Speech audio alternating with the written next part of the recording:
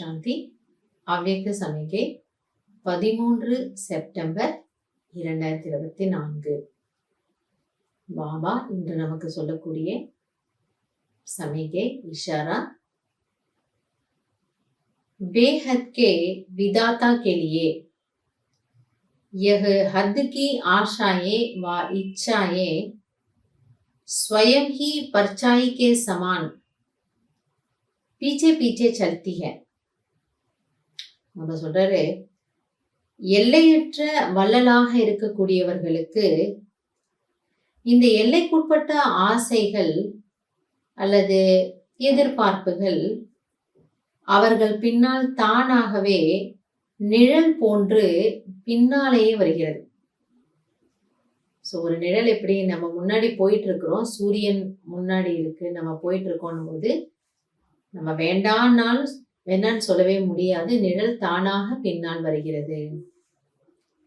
அதே போல பாபா என்ன சொல்றாரு, நாம் எப்பொழுது எல்லைக்கப்பாற்பட்ட வள்ளலாக ஆகின்றோமோ, எல்லோருக்கும் கொடுத்து கொண்டே இருக்கிறோமோ, தானாகவே உங்க பின்னாலேயே உங்களுக்கு என்னெல்லாம் பிராப்திகள் வேணுமோ அது எல்லாமே தானாகவே கிடைச்சிடுது.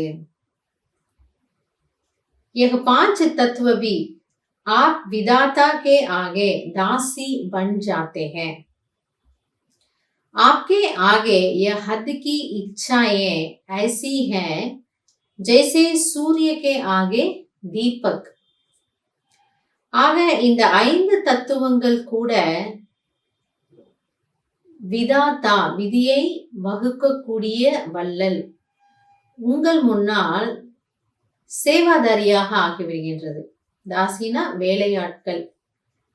நாம் என்ன ஒரு கட்டளை கொடுக்கிறோமோ அதன்படி அவை அனைத்தும் நடக்கும்.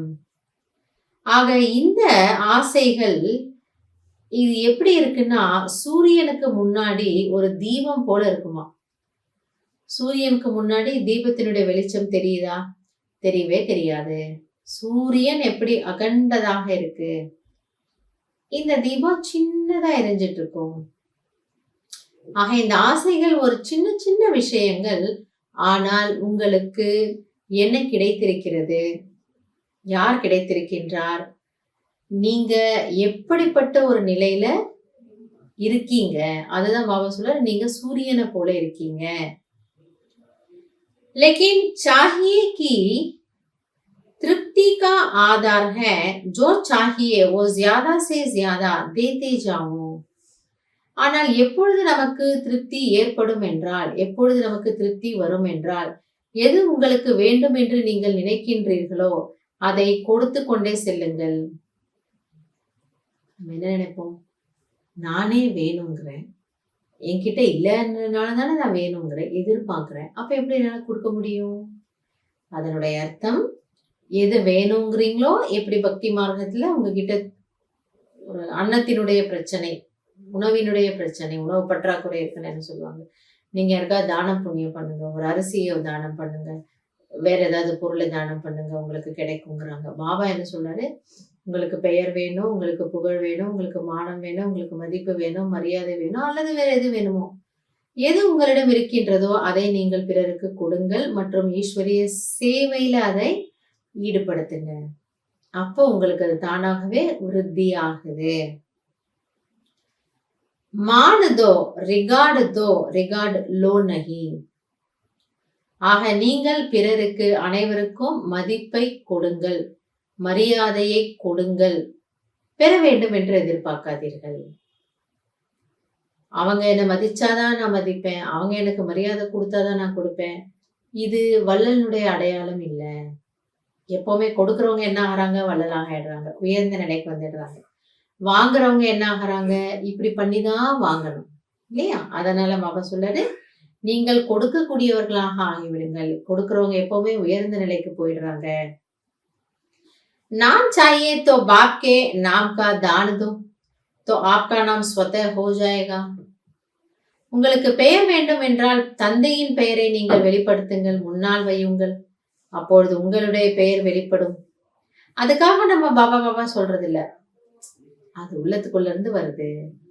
என்னோட பாபா, மேரா பாபா, அப்ப தானாகவே உங்களுடைய பேர் வெளிப்படுது.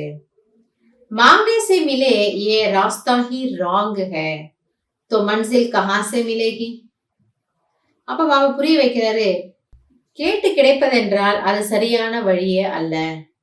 அப்ப நம்ம ஒரு சரியான வழியில போகலைன்னா நம்ம போய் சேர வேண்டிய இடத்த நம்ம எவ்வளவுதான் சுத்தி அலைஞ்சாலும் சேர மாட்டோம். அதே போல பாபா என்ன சொல்றாரு, கேட்டு கிடைப்பது மதிப்பு மரியாதை அல்ல.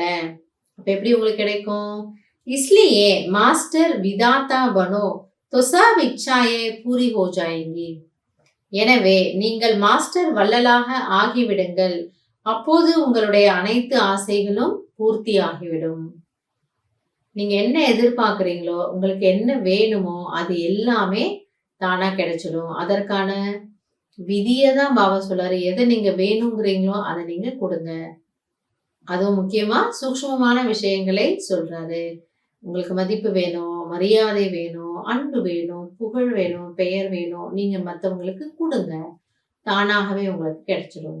ஆக நம்ம எதிர்பார்க்க வேண்டிய அவசியமே இருக்காது. நல்லது. ஓம் சாந்தி.